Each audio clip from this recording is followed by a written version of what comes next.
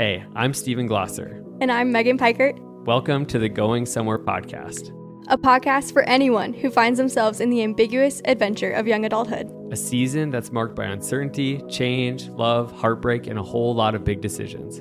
Join us for some real conversations as we dig into what it looks like to be a follower of Jesus in this beautiful yet complicated season of life. We're so glad you're here, and we'd love to have you join our little Going Somewhere podcast community. Follow us on Instagram at goingsomewhere.podcast and join the conversation. We're all going somewhere. We might as well go there together. Thanks for listening. Let's jump into today's episode. Hey everybody, welcome to this week's episode of the Going Somewhere podcast. Today we're going to be talking about building an intentional life, diving into just some key tools and what we've used in our life. But before we jump into it, how's it going, Steven? Hey, going great. Listeners, welcome. We're pumped that you're listening once again. But yeah, going good. I feel like, as we've kicked off the new year, I've been into some new rhythms. One being stretching. I think that just shows my age. Just like physical stretching. Like physical stretching. Yeah. Like I was like, every year I have something when it comes to health. And this year I was just like, I just feel older than I did 5 years ago. I am the old guy on the podcast now, which is kind of a sad reality.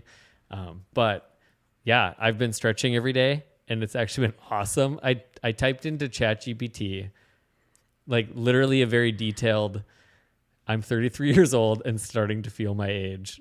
How do I feel? Give me a 10-minute daily stretching routine that will make me not feel as old. So does it give you like videos or? I mean, it gave me like 6 stretches with descriptions, and then you could ask it for like, give me a video of this one so I can. Yeah, it's pretty great. That's crazy. I know. How are you doing? I'm good. I'm not stretching like that. That's hilarious. But yeah, I'm good. Also into new rhythms with the new year and everything. But I just started reading my book for January is Unreasonable Hospitality.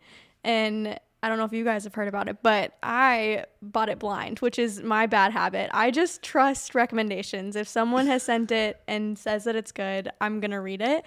And so I didn't know anything about it, but it's actually written by a restaurant owner and just his experience and how he has been hospitable to his employees, to his customers, how they go out of their way to be intentional, to listen, to pay attention to the things that no one's noticing. And yeah, I was in for a shock when I started reading it, and it was like, oh, like I'm the #1 restaurant owner in the world. And I was like, what am I reading? But it's so good. You've read it, right? Yeah, I love that. I love I love the fact that you're like, all right, God, pour into me.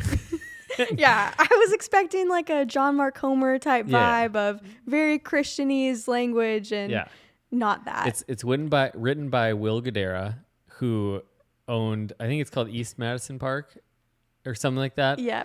I can't remember the exact name, but in New York City, it's one of the most famous restaurants. It was voted #1 in the world.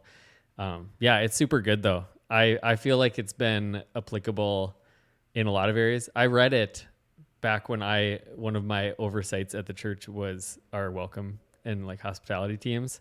Cause I was like, I think this would be a good book and we started to incorporate some stuff. And so it's really cool that you're reading it. Yeah. It's been good. Are you reading any new books in the new year? I am. I am reading. I've read a couple that are kind already. It's January 9th. I'm 2 in. Okay. I listen a little bit, but I finished one that's kind of more on like the lines of like writing and blogging and social media and stuff like that I am interested in. And then I'm reading one actually leading into this episode. It's called Intentional Life. And it's really good. It's talking about this couple. They're a pastor. I can't remember where, but they do this retreat every year. And so it kind of is in a line. I never read it before, but it's kind of cool how much alignment it has with some of the year-end reflection stuff that I do. But they do an annual rhythm of getting away, and then they have a routine for like 2 days of kind of intentional looking back and going forward. And so I've been reading that book to kind of kick off this year. Or no, it's called An Intentional Year.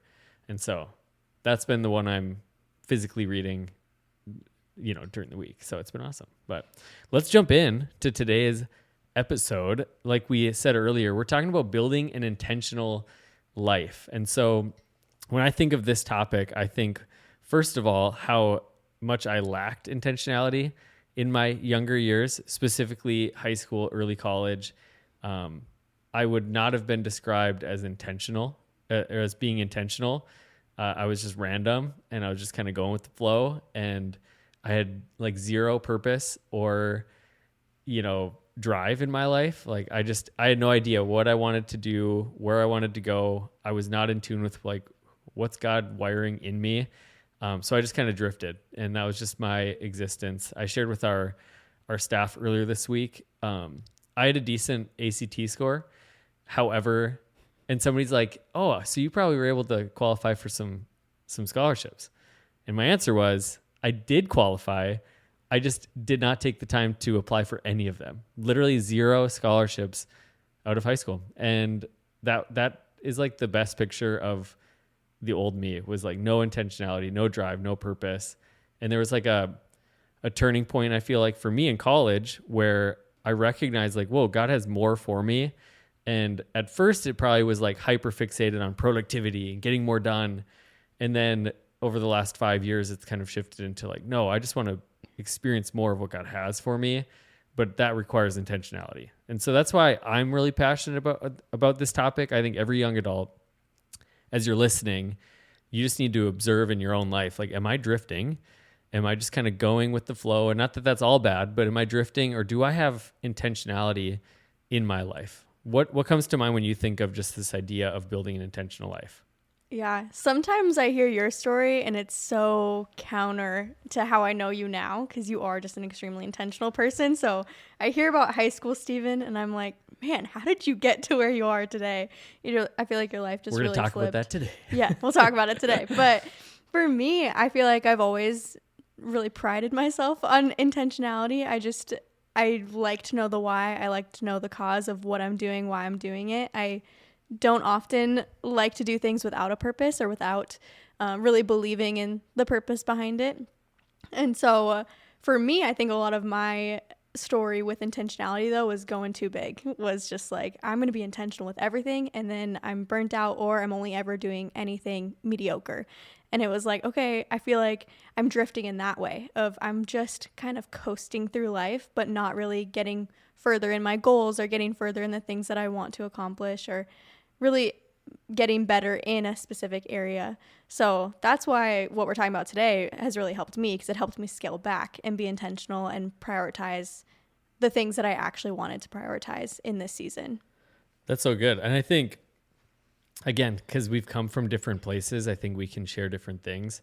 And I think some of the stuff was very dormant. Like when I look back now at those early years, there was things I was passionate about. I just didn't know how to fuel those passions. Or like it was the kind of typical, young guy stuff. Like I want to be an athlete.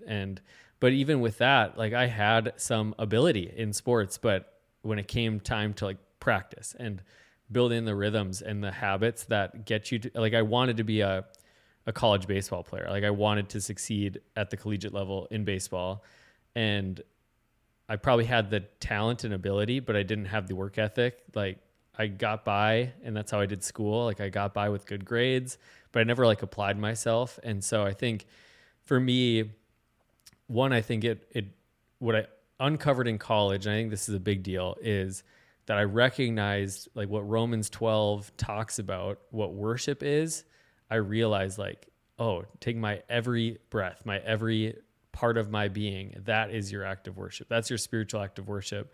So I think I realized the things that I was just like, I just put God in a box and was like, God is reading my Bible and praying and going to church and sharing my faith. And then it's like, no, my relationship with God is actually how I use the gifts and steward the gifts that he's given me for his kingdom. And I think that's probably the turning point for me, was recognizing my desires to write, my desires to make people laugh, my desires to do those things could be used to glorify God. And that requires intentionality. I think I read in this book, The Intentional Year, it said, all healthy things, if you have a plant, it requires you to put it in sunlight and water it. It will not grow without intentionality. It will not grow without your effort. However, what grows without effort? Weeds, the things you don't want. And so when we drift, when we lack intentionality, things grow in our life, but it's usually not the right things. It's usually not in the right direction. So healthy things need intentionality. And we all want to live a full and fruitful life, the life that God calls us to. However, we don't show up there accidentally. It requires intentionality. So I think that's kind of the heartbeat of this episode, the heartbeat of this conversation. What we're going to kind of dive into now is what this is not original to us. It's called a growth plan. We first really heard about it through something as a church staff we did called RSG, called Ready, Set, Grow. And it was kind of a part of that implementation. However, a lot of that content is not just new to that organization. It's stuff that I've read and compiled, and a lot of it was just reinforcing things and then giving language to things. So we're going to be talking about what is called a growth plan and a growth team and some things that come out of that. So our goal for you in this episode is for each of you that so want to take us up on this challenge to create an intentional growth plan. We're going to talk about how to implement it, how to kind of build it in, kind of each phase and step of that. So this is going to be super practical. In the show notes, we're going to include just some templates that are like Google Sheet templates, as well as some examples from our own life. But really, the challenge for you today is to take inventory of your life and go, am I at the place where I want to be? And if the answer is no, I think the simple thing is what we're talking about today is worth at least diving into. What are your thoughts? Yeah, I think when you were just explaining it, we can have two kind of rules of thought. You can be like, I'm absolutely down. This is what I've needed. I'm ready to implement this growth plan. But I think there's also some people listening that are like, that sounds really daunting. And so our goal, hopefully, throughout you listening and giving you guys a template in the show notes, is to really set you guys up to take the first step so that it's not daunting. So that it is easy to incorporate into your life, into where you're at right now. It just takes some, again, intentionality on the front end to prepare yourself to then be able to implement it moving forward. Yeah. And I think what we're going to talk about in the next 20 or so minutes is not all that we could talk about. This could be a whole series. And when it comes to intentionality, there are many things that I have done in my life and you've done in your life, Megan, because this is, for me, intentionality has become a core value. It's become a core component of my life. It's part of what I'm writing about in my book. Like, this is an overarching thing, is I want to be intentional in every area. But really what we're really talking about today is a growth plan, which is really an intentional tool that allows you to, one, keep tabs on your life, and two, have a built-in rhythm and pattern of going, okay, where am I at in each of these areas? And what do I need to do to get to where I feel God is calling me and leading me? And so the plan is how we get there. And so how this works for us and for me is I do this and I review it regularly. For me, it's quarterly. Every quarter or even trimester, that's how our work schedule works. As a staff, we do this. And Megan and I have done it together where we show each other, we challenge each other, and we go, okay, what are you doing to actually grow in those areas? And we hold each other accountable. But it's kind of that rhythm, quarterly or trimesterly, we look at it and then we go from there. So we're going to kind of go through how to develop this and then each of those phases. So what's kind of the first step in developing a growth plan? Yeah, so the first step is identifying the different areas of your life. So kind of what titles do you hold? What are things that you have to do? Like, Stephen, you're a husband or you're a father. And so those are already built in. I'm a roommate, things like that. But also the areas of financial health, your spiritual health, anything that you want to measure as a part of your life. I have my work life on there, so I have a plan for that. And so you start to build out just these areas of your life, your different buckets in your life of areas that you have impact, areas that you are currently operating in. Yeah. And I think the question for you is, what areas in your life do you want to grow in and win in? Like, that's kind of the way to uncover this a little bit. We can kind of run through ours. These are kind of our life areas, our buckets. These are the areas of focus that we've kind of identified personally. But really for you, your context is a little different. There's going to be some universal things, and then there's going to be some things that are very specific to you. So for instance, my areas are physical health, emotional health, financial health, spiritual health, marriage, parenting, friendship, my work, so pastoring, and then my non-work work, my non-paid work as of now, writing, podcast, business stuff, and then personal growth is my last bucket. Are there any that you have that I don't have? Well, mine, you have marriage and parenting, I think, and I just have a family for that. So that is my parents and my siblings that fall into that. And then I have a personal as well, and friendships. I don't know if you said friendships, but I have friendships on there as well. Cool. So that just helps you identify what are these areas. And so again, these are areas that you want to track. These are areas that you want to become intentional in. So if you're honest with yourself, for the most part, these areas are areas that are prevalent in your life, but for the most part, you don't even think of it. Whether that's an emotional health thing, like you just you don't have any plan to how to grow emotionally, or whether it's financially, you are afraid to look at your bank account. You're afraid to know what's in there, or you just feel like you're doing so great in that area that it's like, well, that's just out of sight, out of mind.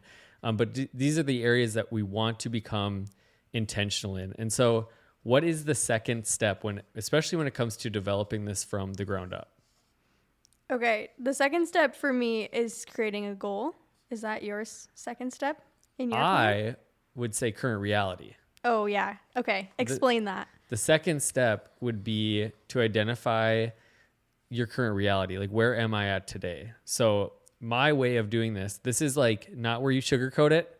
This is not where you talk about what you wish it was like, or like act as if nobody's ever going to read this, because current reality is this is what's true about me today and about this area of my life.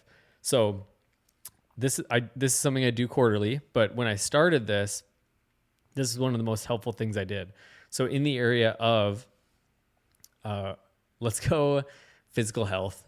Right now, my current reality is I go to the gym 2 to 3 times per week, but I spend a lot more time in the sauna and the steam room than I do in the weight room.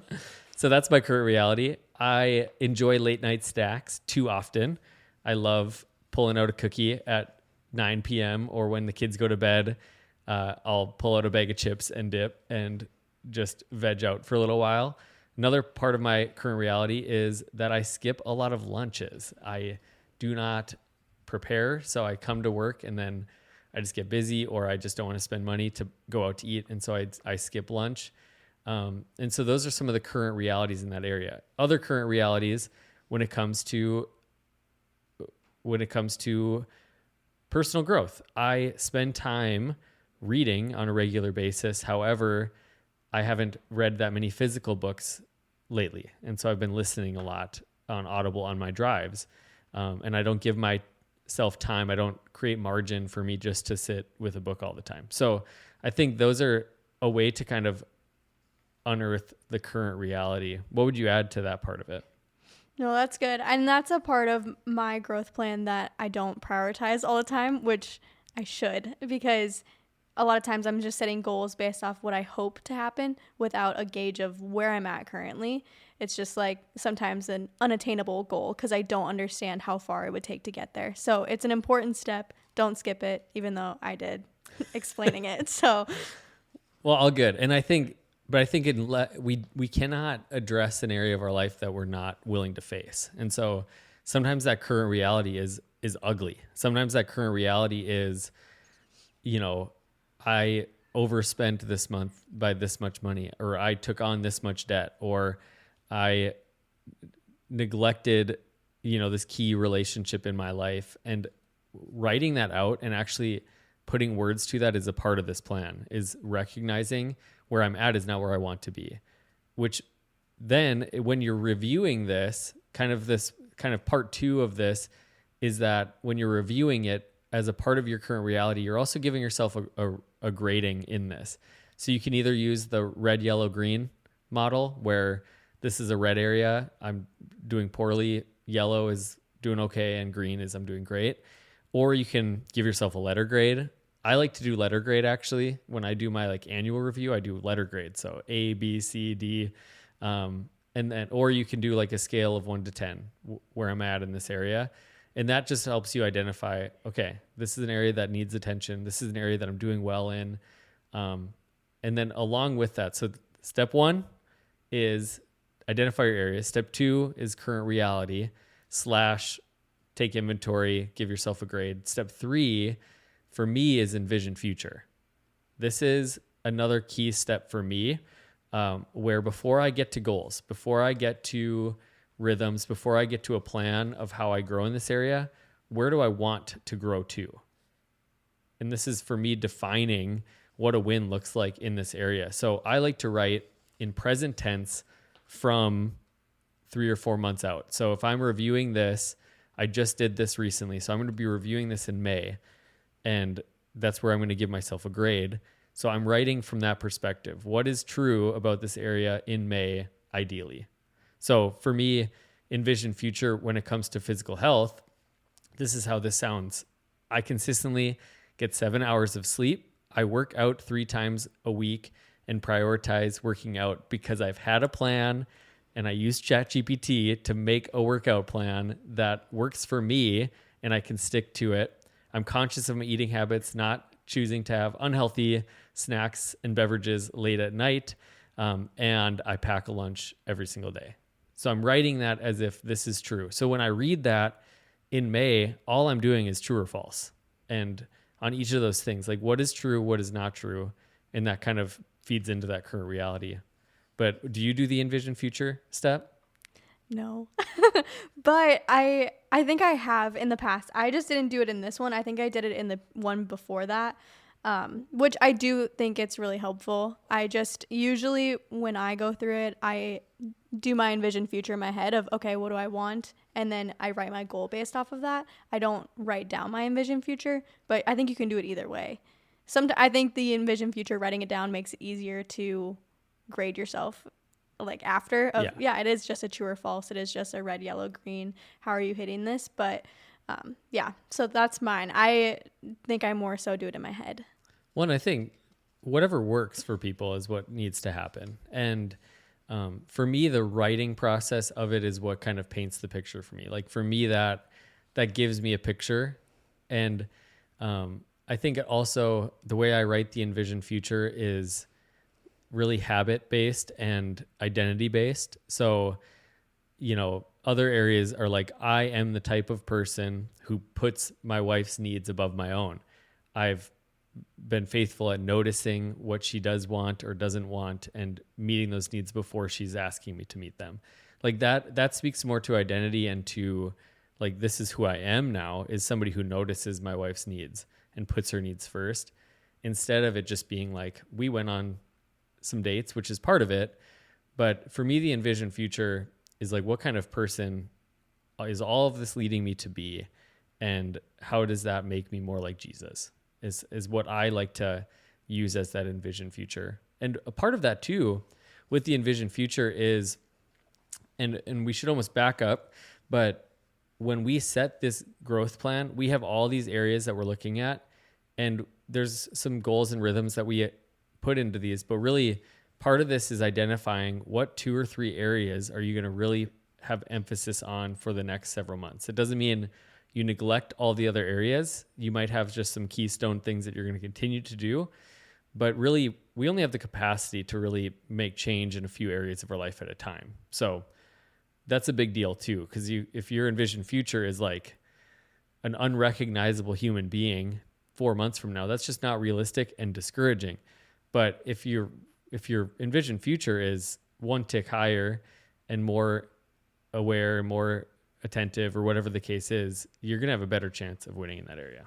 Mm-hmm. Yeah. And I think the idea is that you'll establish healthy rhythms in a couple areas that will be a habit in your life by then. And so when you go to move on to the next thing, whether your first season is physical health, and then in May you decide to work on your friendships, you already have a good rhythm of your physical health, and it's second nature at that point. You're not also still trying to work on that area. It's become a habit and a part of your life, so that when you move on to your next phase or your next kind of buckets that you want to focus on, that you have capacity and you know what is working for you right now. So I think that's really helpful. I think a lot of times I always approached just like goal setting in my life and just was able to get yellows or reds. Like just greens was unattainable until I did this, until it was like, okay, break it up, prioritize one or two things, go all in for that.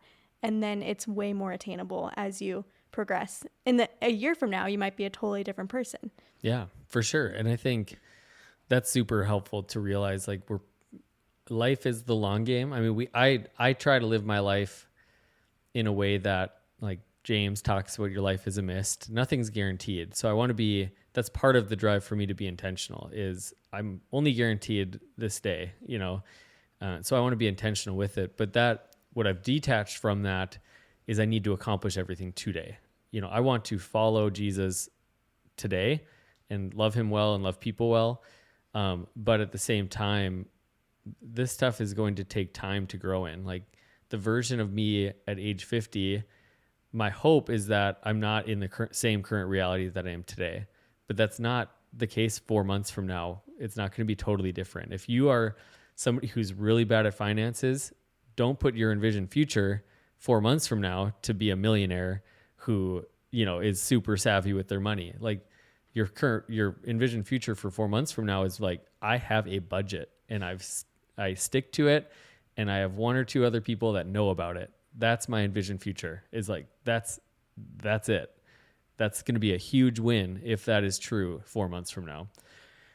So step 4 is where we kind of get into some of the goals and that stuff. So really step 4 is, what do you need to get from current reality to envisioned future? That is the answer to this question. So for a lot of people, this means setting goals. So what does this look like for you? Yeah, well, I use SMART goals. So if you've ever heard of that: specific, measurable, attainable, realistic, and timely. And so that really helps me to make sure that it's actually a goal that I can complete. And so it's not just I'm trying to find one on here. So an example, my financial is one bucket that I'm focusing in on right now. So my goal for this area is be investing by March 1st and have a weekly budget rhythm where I'm being proactive and not reactive. So right there, it's helping me. It's specific. I have a weekly budget and it's on Sundays, and it's helping me be proactive. And so right there, I know exactly what I'm trying to attain moving forward. That's kind of what my goals look like. I go off of that kind of cadence of a SMART goal.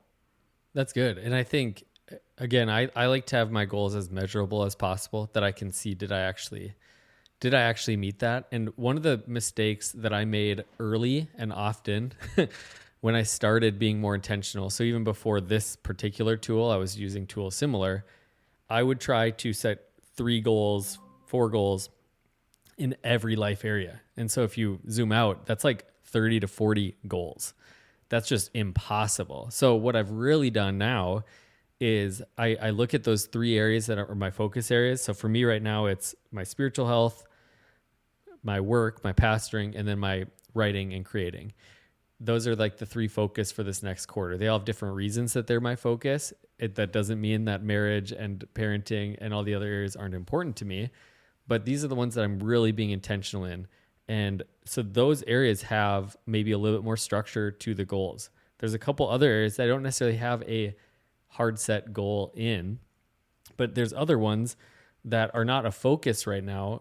But for marriage, for instance, one of the goals is a weekly date night / an intentional night where we are very focused on our relationship and being together. Another goal within that is our monthly marriage meeting, and we'll talk about that in a second. But those are some goals that I have in an area that aren't the number one area, whereas creating and writing, goals for that one are explore publishing options, determine publishing plan for my book, and begin working on a little fun side project that I've been thinking about for a long time. And so there's literal goals within that and that are a little bit more focused. But the goals are a big part of this. However, one thing that I have really learned and changed in is that goals are good, but what goals need is rhythms to support them. Do you want to talk about that a little bit from your perspective of what that looks like? Yeah.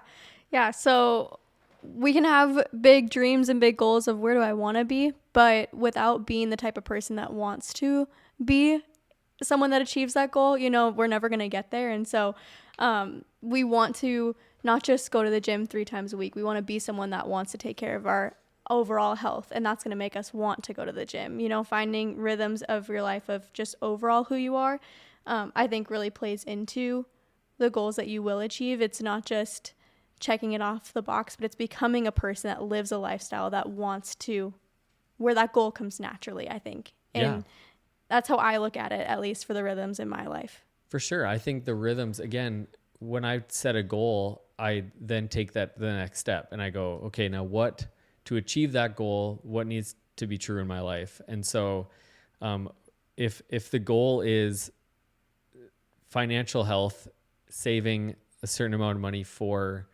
our upcoming vacation, which is a part of my goal for this next 4 months, the rhythm for that is we are making a monthly budget. We're talking about it at our marriage meeting. And so the rhythm there is the marriage meeting. The rhythm there is the monthly budget that we work on weekly. And so the rhythm is what helps support that goal. It's the things that are now true about our life, our daily lifestyle.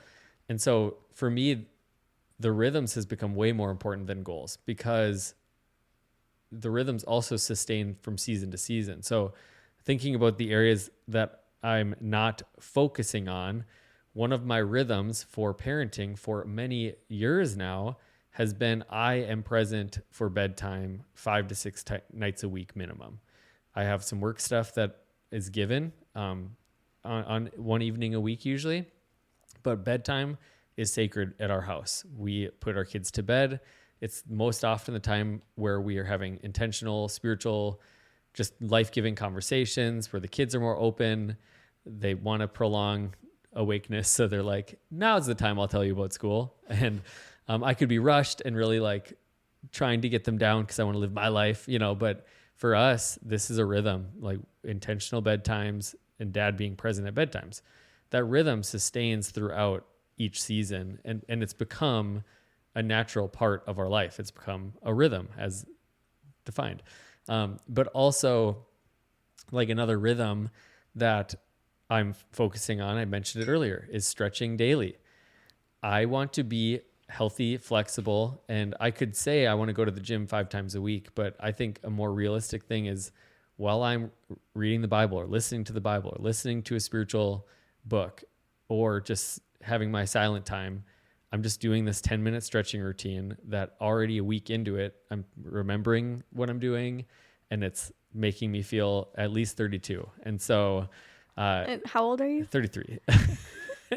So far, so good. But yeah, those rhythms are a huge deal for me in this whole process of being intentional is what rhythms need to be true in order for me to be that person who does X, Y, or Z. Another rhythm for me right now is weekly memorizing scripture. We talked about this, but for me, a rhythm for a long time has been weekly date night, and we've been failing at it because it just stuff comes up. But we really looked at it and we're like, it's not because we don't want to have a date night. It's not because we can't afford a date night. It's not because we don't have people that can hang out with our kids. Shout out Megan.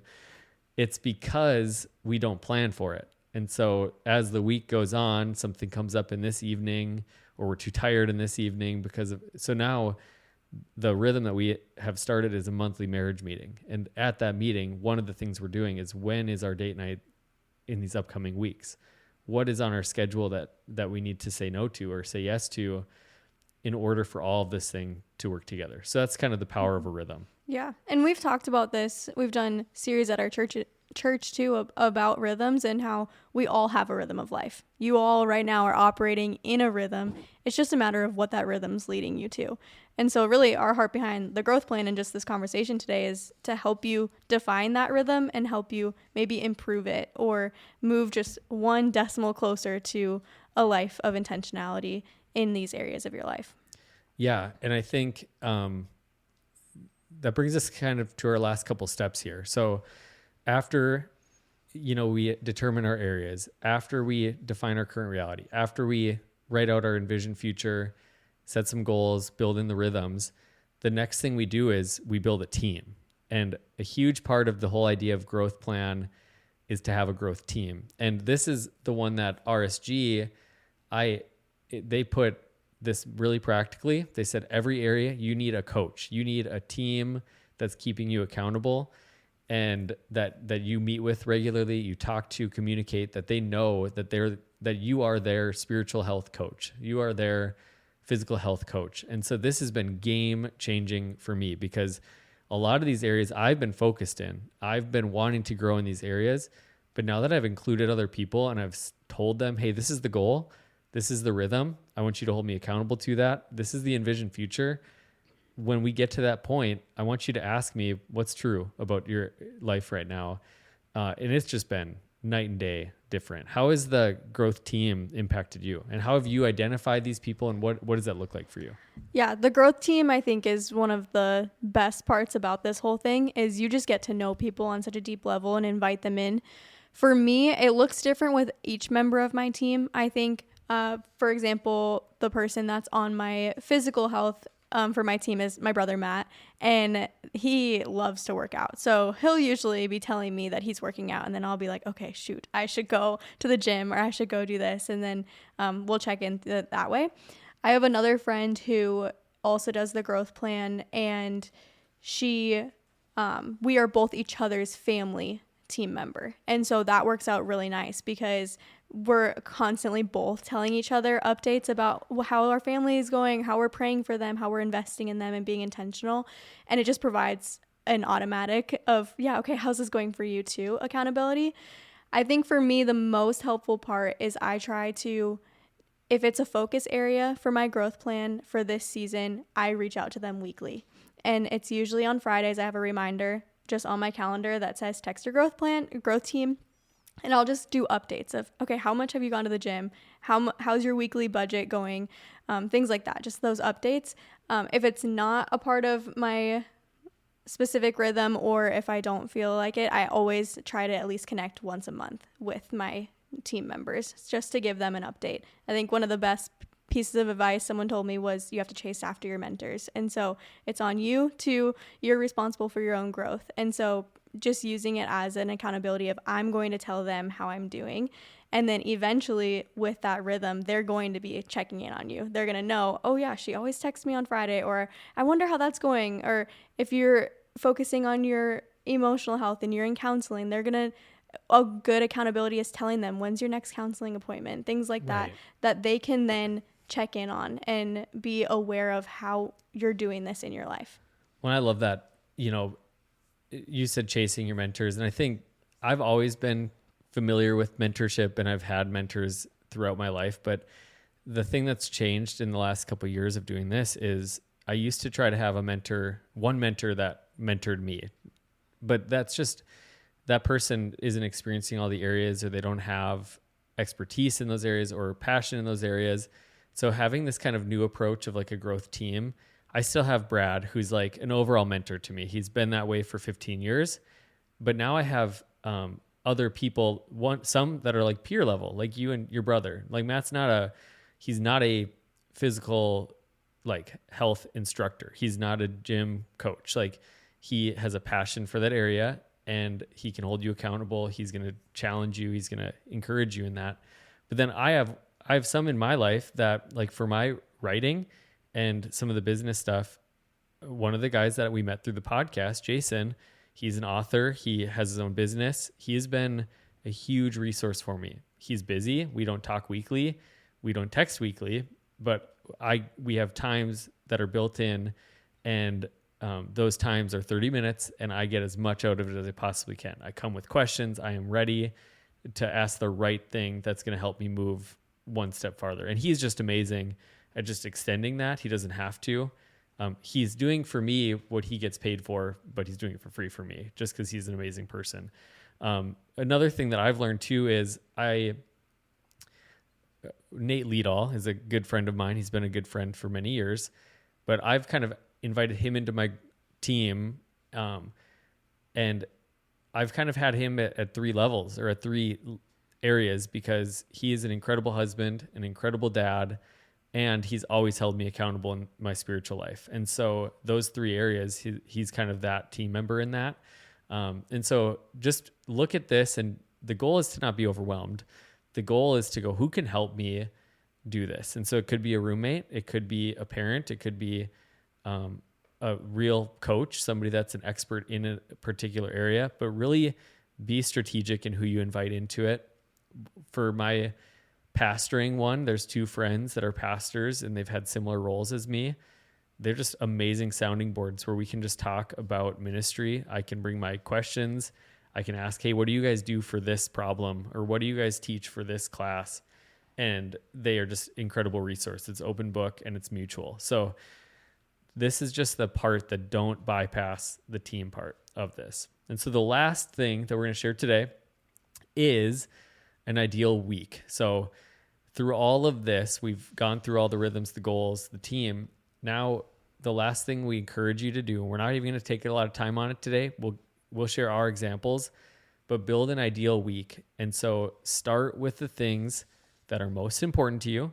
Start with the things that you have to do. So if you work, put that on there. If you have a sporting thing that you do weekly, or if you're a coach, or if you have a small group you're a part of, put the things that are a given in your schedule on there, and then actually schedule and be specific about what you want to do with your time. Don't let it run away from you. So if you want, Netflix or a movie to be on your ideal week, that's awesome. Just don't let it become like the default because you don't have anything else planned. So if you want to read. If you want, and put that on your ideal week, that in an ideal week on Thursday nights at 8:00, I read for an hour. Like that part of this too is huge, is creating the ideal week that if I follow that ideal week, then I'm achieving these things. How has that helped you? Yeah, I think the ideal week provides a way for you to budget your time and for you to be proactive. And I think starting with your non-negotiables, what are set in stone things, but then sometimes it's really eye-opening to see how much time do I actually have. Like you can go through your life and be like, I'm so busy, I'm so full. But then sometimes when you just take a time audit of your schedule, it's like, oh my gosh, actually, where's all this time going? Because I don't have that much I'm required to do. So what am I filling this time in? And if it's good stuff, then that's awesome. But sometimes it's just scrolling, or it's defaulting to Netflix, like you said. And so I think for me, the ideal week has really helped me see, okay, even I went through it again this morning and I was like, oh, this isn't even accurate to how I'm living right now. Shoot, like I gotta either readjust or make room for the things that I am now incorporating into my life. So I think it just helps to give a good picture of, okay, how do I actually do all of my goals that I have set, all of these areas that I'm focused in, into my week? How does that play a part into it? For sure. And I'm going to say what I often say to Megan is have grace for yourself. Yeah. This is not about being perfect. Like this whole idea is about recognizing that, the way that God is calling us to live is doable. It's attainable. He does not ever call us into something that is not attainable to us when we follow him and we trust him. And so when it comes to these things, a lot of the mistakes that I've made and continue to make are expecting perfection, are being unrealistic in what I can accomplish in a few months. But again, have grace with yourself. Doing something is better than doing nothing. And then the other thing too is if this is the first time you've really dove into this, you're probably overwhelmed right now. You're probably listening to this going like, this is all impossible. I want to tell you one thing. At age 18, I was a 0. when it came to this. I was a negative. Like I had no idea what I was doing, no intentionality. And over the course of the last 15 years, this has become a focus in my life. Like this has become something that I feel the most competent to teach, to talk about, to write about, to share with people, to mentor people in. It's something that a lot of people come to me to talk about. That didn't happen overnight, but making small things, making mistakes along the way, overemphasizing perfection, trying to do 25 goals in a month, all of those things are things that I've learned along the way. So don't be hard on yourself, but start. Do something. This will change your life. And it's not because you're doing something that'll change your life, is you are creating space to actually look at God, what he wants for your life, and say, I want to prioritize that. That's what this is all about, is actually going, I want the things that God wants for my life, and I'm not going to see that or recognize that or step into that if I'm not willing to be intentional about creating the space and the margin that takes.